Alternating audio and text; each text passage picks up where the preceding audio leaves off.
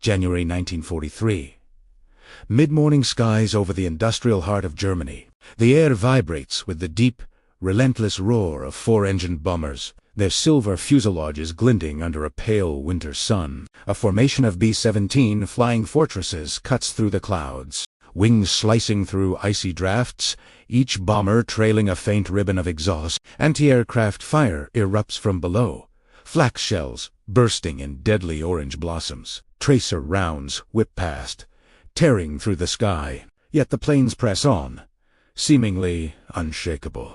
Inside the cockpits, men clutch their controls, knuckles white, faces streaked with soot and sweat. Shrapnel pierces oxygen masks rattle as engines stutter under fire. Crews shout warnings and encouragement over the roar, each word barely audible over the chaos. Yet despite the wounds, despite the smoke curling from ruptured wings, the bombers continue in precise formation, relentless and unbroken. Below, German gunners and fighter pilots watch in disbelief. Time and again, these falling steel death machines should have crumpled, yet they press on. Something in these skyborne fortresses defies expectation, and begins to rewrite what the enemy believes is possible. This sets the cinematic tension and introduces the awe-inspiring resilience of the B-17.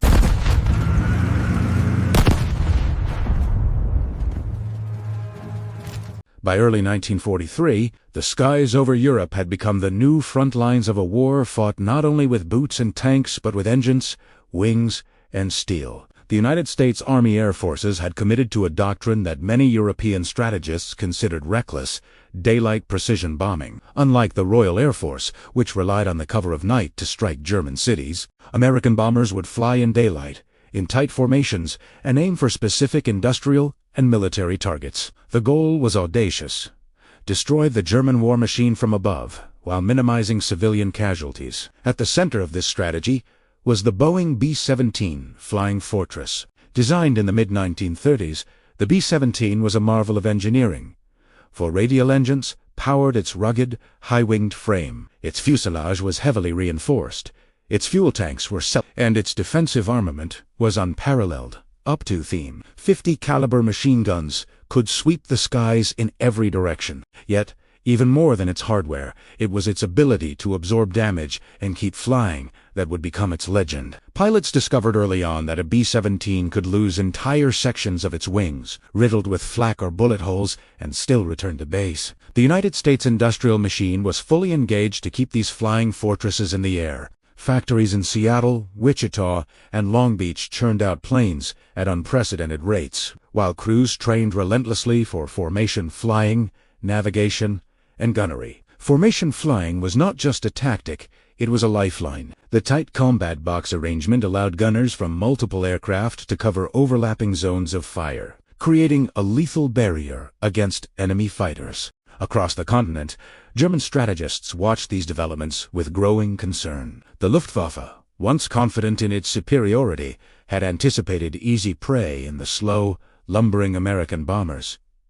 Early encounters had proven otherwise. B-17 formations, flying in disciplined patterns, turned themselves into aerial fortresses. Flak gunners learned that to bring down one bomber often meant firing hundreds of rounds at a precise altitude with limited effect. Luftwaffe pilots trained for dogfights and fast intercepts found themselves struggling against a machine designed to shrug off punishment. Intelligence reports began describing B-17s returning from missions with gaping holes, shredded rudders, and engines missing, yet still able to reach Allied airfields. The American crews themselves faced a near-constant threat of death. Anti-aircraft artillery, known as flak, pocked the sky with explosions. Enemy fighters, including the formidable Messerschmitt Bf-19s and Focke-Wulf F-190 swarmed the formations whenever they ventured beyond the range of escort fighters. Despite careful planning, the odds of a mission without losses were slim. Letters from men aboard these aircraft speak of moments when bombs, fire, or ice threatened to end their lives in an instant. Yet, they also speak of a quiet confidence, an unspoken understanding that the B-17 was unlike any other plane they had flown. By January 1943, This aerial duel had become a psychological war as much as a physical one. Reports from German officers spoke in disbelief of these fortresses that seemed impervious to destruction. Propaganda often portrayed American air crews as reckless, naive, and destined for disaster. Reality proved otherwise.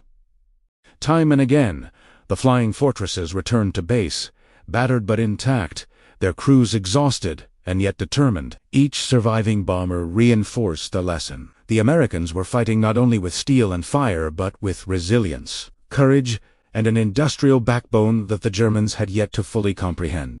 The stage was set for the raids over Germany that would test the limits of both technology and human endurance. Cities like Schweinfurt, Regensburg, and Leipzig would become crucibles, where strategy, skill, and sheer survival instinct collided in the frigid winter skies. And above it all, the B-17.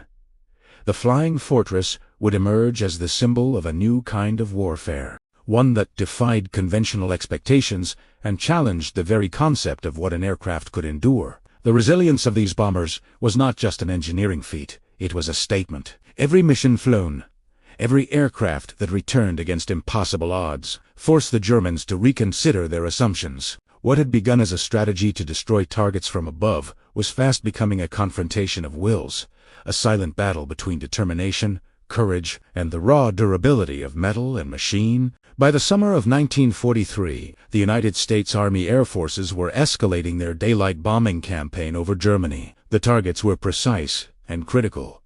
Ball-bearing factories, aircraft production plants, and industrial centers that powered the Nazi war machine. Among the most notorious missions were the Schweinfurt-Regensburg raids in August 1943, which became a crucible for testing the limits of the B-17 and the men who flew them. On August 17, 1943, 376 B-17s departed from bases in England, heading deep into the heart of Germany.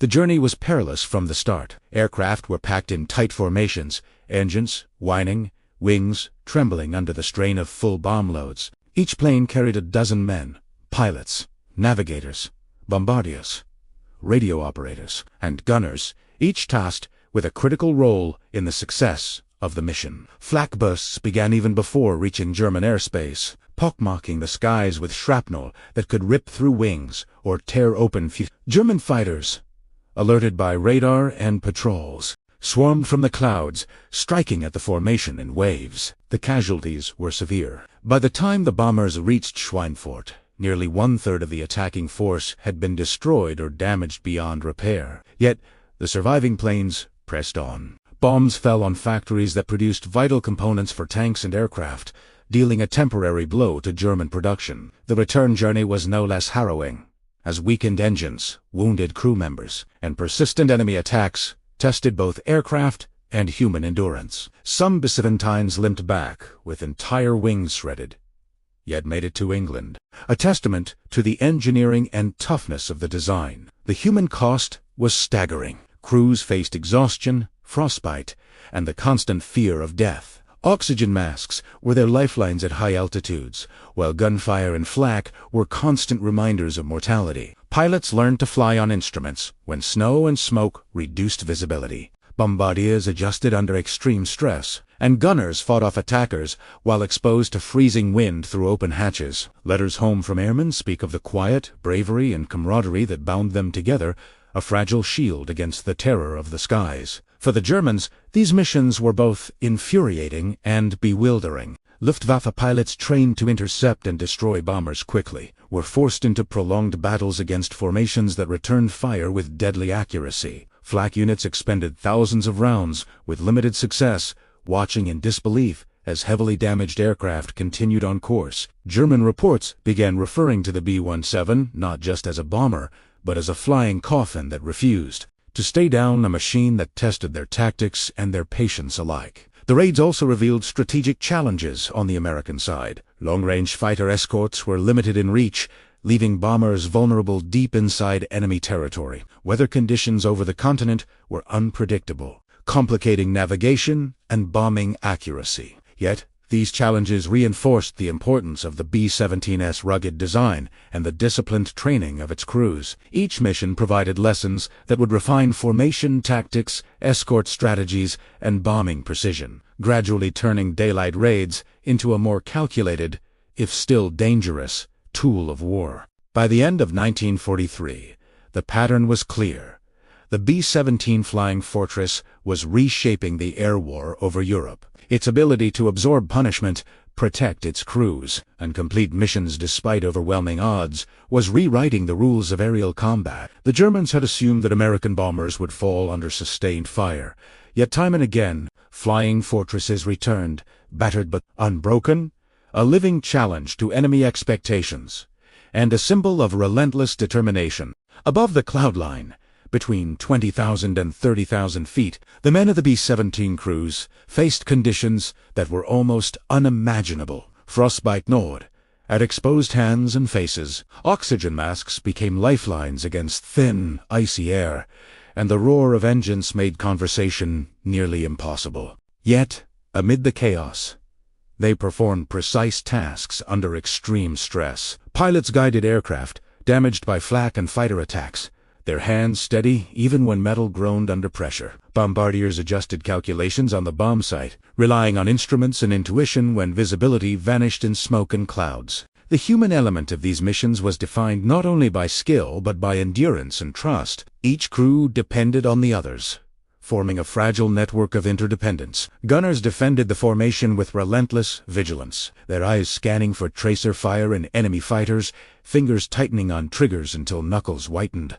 The weight of fear was constant, yet bravery was routine. Men who survived missions described a mixture of terror and exhilaration, the understanding that one wrong move could mean death for themselves or their comrades. Letters and memoirs reveal moments of dark humor, quiet prayer, and camaraderie that bound these young men together, forging bonds stronger than steel. The B-17 Flying Fortress was more than a bomber. It was an engineered fortress in the sky. Its design emphasized redundancy and resilience. Engines could fail individually without preventing flight. Control surfaces could be damaged, even partially severed, and the aircraft remained maneuverable. Fuel tanks sealed themselves to prevent catastrophic fires. Hits 13 .50 caliber machine guns, positioned to cover every angle, allowed formations to create overlapping fields of defensive fire. The engineering brilliance extended to formation tactics. Pilots flew in the combat box,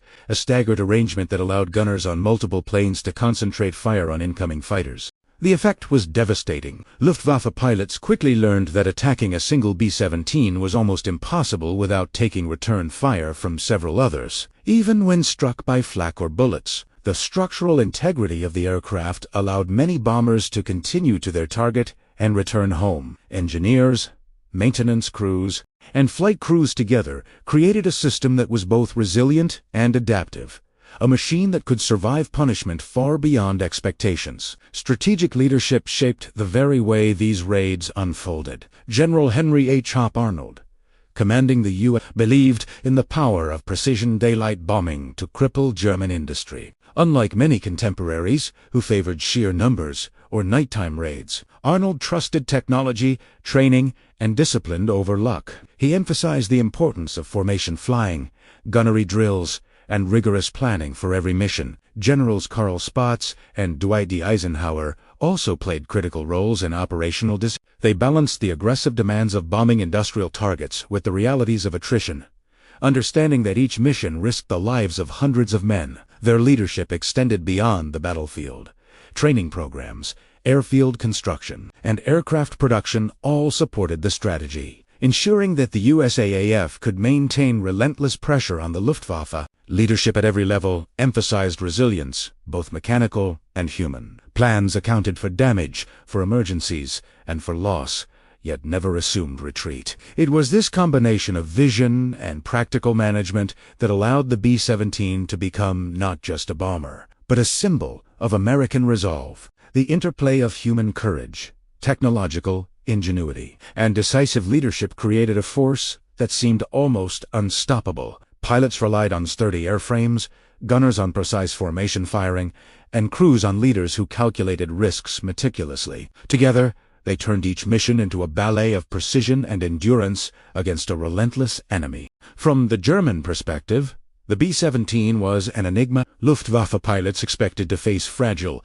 slow targets that would crumble under sustained attacks. Instead, they encountered heavily armed, tightly organized formations that returned fire with deadly precision. The Bf-109s and Fw-190s, once dominant in Europe's skies, now struggled to find openings. Every attack was met with coordinated bursts from multiple gunners, often forcing enemy pilots to break off or risk being shot down themselves. Flak crews, positioned across the Reich, faced a similar frustration. Anti-aircraft shells shredded clouds of smoke and metal, yet many bombers pressed on, riddled with holes but still airborne. German intelligence began to track patterns of resilience, documenting aircraft returning with catastrophic structural damage. Commanders were forced to adapt.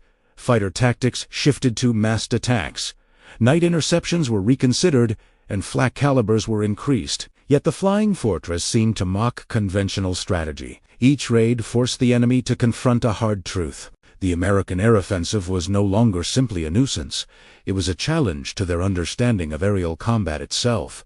The B-17 campaign also carried profound moral weight. American commanders believed precision bombing could strike the industrial heart of Nazi Germany while minimizing civilian casualties. In reality, errors in navigation, weather, and defenses often resulted in collateral damage. Entire neighborhoods surrounding target factories were sometimes destroyed. Airmen were acutely aware of this, and diarists reveal a tension between duty and conscience. For German civilians, the moral consequences were stark. Factories essential to the war effort were targeted relentlessly, but so were adjacent homes and schools. The psychological impact was immediate. Fear, uncertainty, and the understanding that the Americans could reach any point in the Reich from the sky. Yet the Allies pressed on, convinced that crippling industrial production would shorten the war and ultimately save lives by hastening Germany's defeat. The B-17, a symbol of technological might, also became a symbol of this moral calculus: destruction delivered with precision, but at a human cost that weighed heavily on those who carried out the missions. Tactics defined survival in the skies. The American combat box was more than a formation. It was a defensive doctrine. Bombers flew in staggered positions, overlapping guns, creating interlocking fields of fire. Pilots learned to maneuver in ways that minimized exposure to flak, while gunners trained to cover blind spots and protect fellow aircraft. Escort fighters, initially limited in range, became essential to success. P-47 Thunderbolts, and later P-51 Mustangs, extended coverage deep into German territory, engaging Luftwaffe fighters and reducing bomber losses. Yet even with escorts, precision, timing, and coordination were critical. One misstep could create gaps in formation, leaving individual aircraft vulnerable. Navigational challenges added another layer of complexity. Cloud cover, snow, and enemy deception tactics often forced crews to improvise, relying on maps, instruments, and instinct. This combination of planning, discipline, and adaptability made the B-17 raids a model of tactical crews learned not just to survive, but to fight as a unit. Every mission became a carefully orchestrated struggle against both enemy forces and environmental hazards, demonstrating that victory in the air required more than courage. It required calculated coordination and relentless training. August 17, 1943. The sky above the Ruhr Valley trembled with anticipation. Hundreds of B-17s lifted from England, engines screaming, carrying bombs that could cripple German industry. Among them was the 306th Bomb Group, a formation of flying fortresses whose crews knew the odds. Nearly one-third would not return. They carried not just explosives, but the weight of strategy, courage, and the collective faith of Allied leadership. From the moment they crossed the North Sea, the German response was swift. Radar stations tracked the formation, and Luftwaffe fighters were scrambled. The first attacks came in waves.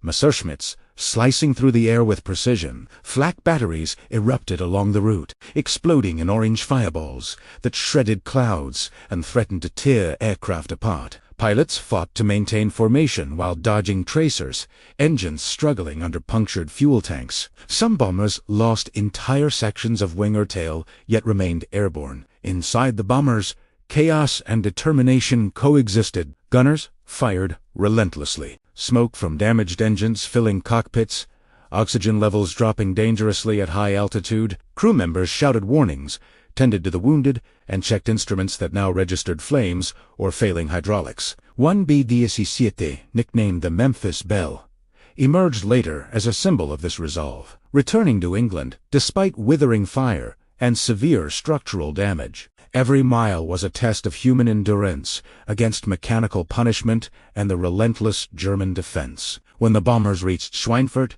the mission entered its most perilous phase. Factories producing ball bearings, vital to the German war machine, were the target.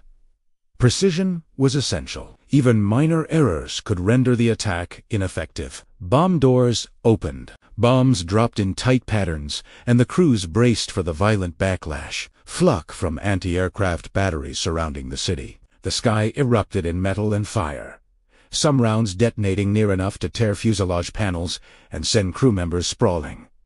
The return journey was no reprieve. Damaged planes, some losing engines or tail sections, staggered across enemy territory. Luftwaffe fighters launched final assaults, targeting the stragglers, the isolated, the wounded. Pilots relied on skill and instinct. Gunners fired in synchronized sweeps, and crew members prayed for the thin strip of English coastline that signified safety. By the time the surviving B-17s landed back in England, the toll was staggering.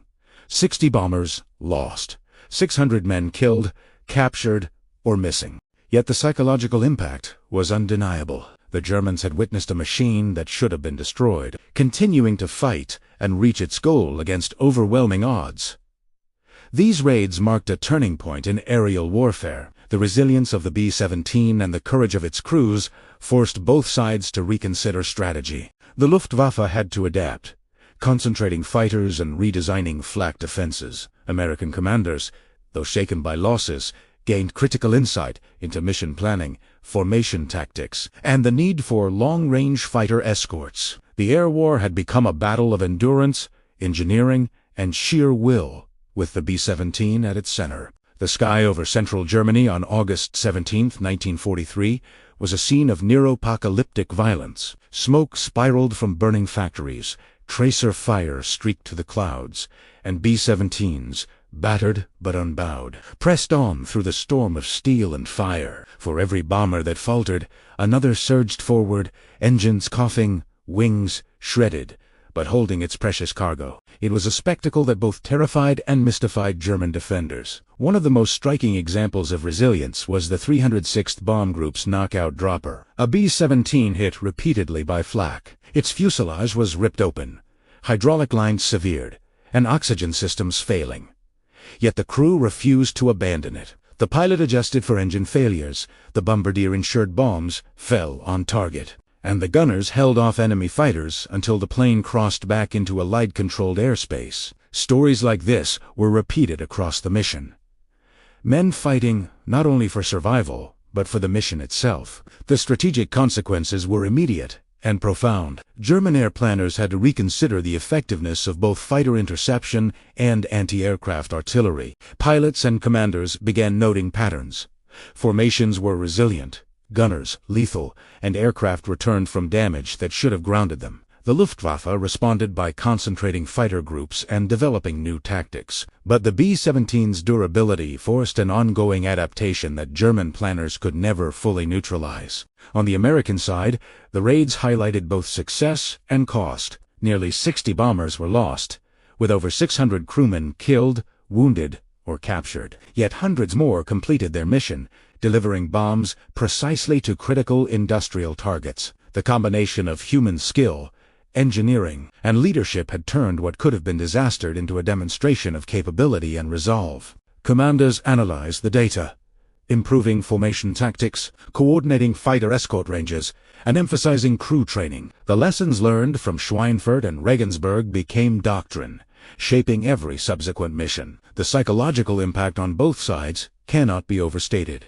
For American crews, surviving such missions created an almost mythic sense of endurance. Returning pilots described planes riddled with holes, yet unbroken, engines smoking but still powering home. They had witnessed the raw power of human ingenuity and mechanical resilience fused into a single purpose. For German forces, the same spectacle was almost incomprehensible. Reports circulated in Luftwaffe headquarters of bombers that should have fallen, still flying with entire sections destroyed. These accounts shook confidence and forced a grudging respect for the aircraft and crews they had long underestimated. The Schweinfurt-Regensburg missions thus became more than tactical engagements. They were a crucible of aerial warfare, where technology, leadership, and human courage collided in a test of endurance. Each mission that survived was a message. The B-17 was not just a bomber, it was a statement. The Americans had created a machine and a strategy capable of enduring punishment that would have grounded any other aircraft. German assumptions about air dominance were challenged, and the war in the skies began to tilt toward the Allies. By the time the surviving bombers touched down in England, the scale of what had been achieved became clear. The raids had inflicted tangible damage on German industry, but they had also reshaped the perception of American air power. The Flying Fortress had proven that aerial warfare could combine precision, resilience, and courage to defy expectation. For both sides, the battle over the Ruhr Valley was not just about factories and bomb tonnage. It was about endurance, morale, and the unyielding spirit of men and machines alike. The aftermath of the Schweinfurt-Regensburg raids left scars across both the skies and the minds of those involved. For the Americans, the immediate impact was the staggering loss of aircraft and men. Out of the hundreds of B-17s that set out from England, 60 failed to return, and more than 600 crew members were killed, wounded, or captured. Each bomber lost represented not just steel and machinery,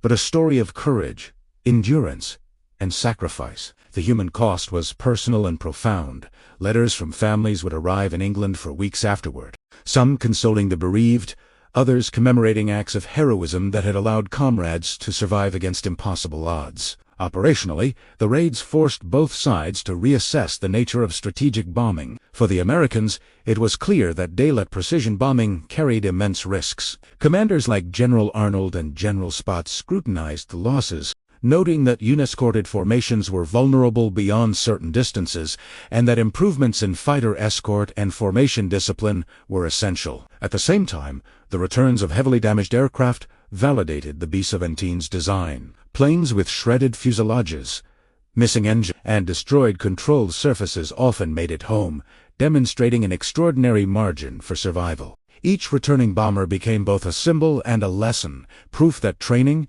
discipline, and engineering could compensate for the inherent dangers of aerial warfare. For the Luftwaffe and German defenses, the raids were a wake-up call. Flak batteries, which had prided themselves on accuracy, were suddenly forced to confront aircraft that could survive multiple hits. Pilots of the Bf-109 and FW-190 found themselves up against gunners who were precise, coordinated, and relentless.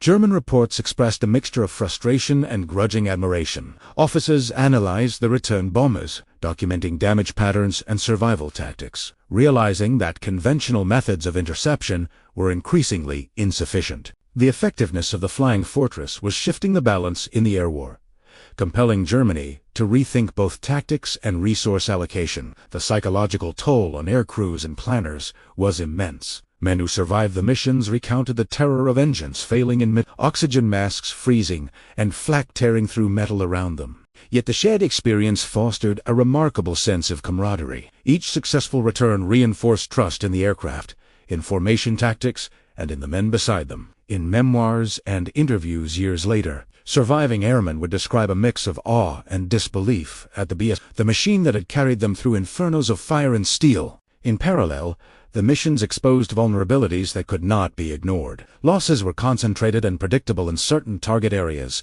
leaving crews at extreme risk. The Americans quickly recognized that additional strategies were necessary. Improved long-range fighter coverage, staggered bombing runs, and enhanced intelligence on enemy positions. The B-17 was durable, yes, but it was not invincible. The raids demonstrated that human bravery and mechanical resilience could carry the day, but only when combined with careful planning and adaptive tactics. By the time the smoke cleared over the Ruhr Valley, the balance of knowledge had shifted. The Germans were forced to respect the Flying Fortress in a way they had not anticipated. The Americans, meanwhile, understood the stakes in sharper relief. Each mission was a gamble. Each survival a testament to preparation, skill, and determination. The aftermath of the raids was not just measured in destruction or losses. It was measured in lessons learned, adaptations made, and the indelible proof that in the theater of the skies, resilience could alter the course of war itself.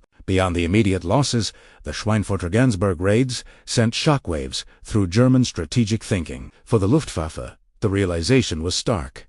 The B-17 was not merely a bomber to be shot down, but a formidable adversary that could endure punishment and strike with precision. Commanders found themselves recalibrating air defense priorities, concentrating flak batteries along predictable bombing corridors, and experimenting with massed fighter assaults. Yet despite these adjustments, the Germans could not fully negate the American advantage. The Flying Fortress forced a constant evolution of tactics, a strain on personnel, and a growing awareness that air superiority over Europe was no longer guaranteed. For the Allies, the raids highlighted both the potential and limits of strategic bombing. The destruction of ball-bearing factories, aircraft assembly plants, and other industrial targets demonstrated that precision strikes could disrupt the German war machine. Yet the heavy bomber losses underscored the need for improved escort capabilities. This would soon lead to the deployment of long-range P-51 Mustangs, capable of accompanying B-17 formations deep into enemy territory, significantly reducing vulnerability to Luftwaffe attacks. The combination of durable aircraft, disciplined crews, and extended fighter support became a cornerstone of Allied air strategy. Morale, too, was affected on both sides. Among American aircrews, survival against staggering odds fostered pride, confidence, and a sense of invincibility tempered by respect for the risks involved. Letters and memoirs described the mix of exhilaration and exhaustion, the shared humor in dark moments, and the camaraderie that bonded men facing death in the skies together. For the Germans, witnessing the resilience of the B-17s was both infuriating and sobering. Officers acknowledged that the aircraft's toughness and the crew's discipline defied expectations, shaking the conventional confidence of Luftwaffe pilots and planners. Technological lessons emerged as well. The B-17 had proven that redundant systems, reinforced air and coordinated defensive armament could dramatically increase survivability. German engineers, meanwhile, faced the challenge of countering this resilience. The raids accelerated innovations in fighter tactics,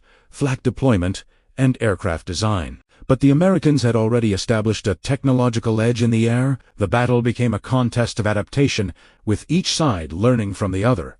But the B-17's legacy was clear. Durability and precision could turn even the most dangerous missions into achievable objectives. Strategically, the impact of these raids extended beyond the immediate targets. The psychological pressure on German industry, the strain on Luftwaffe resources, and the demonstration of American industrial and human endurance all contributed to a shift in the air war. Cities across the Reich would feel the persistent reach of the Allies, and the notion of the unassailable fortress began to erode. The B-17, once just another bomber in the arsenal, had become a symbol of relentless determination, the embodiment of a strategy that combined technology, training, and human courage to redefine the possibilities of aerial warfare. As the smoke settled over the bombed factories and battered planes returned to English airfields, the lessons of Schweinfurt and Regensburg were indelibly etched into the doctrine of both sides. The raids had tested the limits of man and machine, reshaping tactics, morale, and industrial priorities. The Flying Fortress had survived the crucible, proving that resilience, both mechanical and human, could alter the course of the war. The story of the B-17 Flying Fortress is not only a tale of steel and engines, but of human endurance, ingenuity, and the resolve to persevere against impossible odds. These aircraft, battered and riddled with holes, became symbols of a new kind of warfare, one in which courage, discipline, and engineering could confront the most formidable defenses the world had ever seen. Each mission was a testament to the intersection of human skill and mechanical resilience, a choreography of precision and bravery performed high above a continent in turmoil. The Germans had expected easy victories, yet time and again the Flying Fortresses returned, defying expectation. For the men aboard, survival required not only technical expertise, but trust in one another, in the aircraft, and in the strategy that placed them in harm's way. Their courage transformed the B-17 from a machine into a symbol, proof that steadfastness could bend the chaos of war into a controlled force of impact. Strategically, the lessons of Schweinfurt, Regensburg, and the countless other raids shaped the course of World War II. The raids forced Germany to expend resources in ways that could not fully counter the American offensive. They demonstrated the potential of precision bombing, the importance of coordination between aircraft and escorts, and the power of industrial might combined with human resilience. The B-17's legacy is as much about endurance as destruction. It showed that survival under fire was possible, and that repeated courage could alter perceptions, tactics, and outcomes. Above all, the Flying Fortress reminds us of the human element in warfare. In a sky filled with fire, smoke, and falling steel, men held their positions, fulfilled their duties, and returned to tell the story. Their actions forged a new understanding of what aerial combat could be, a testament to discipline, bravery, and the belief that even in the most punishing conditions, resilience could prevail. The B-17 did more than drop bombs. It carried the weight of expectation, fear, and hope. A fortress not just of metal, but of human will, and in doing so, it redefined the very nature of the air war, leaving a legacy of endurance that echoes long after the guns fell silent.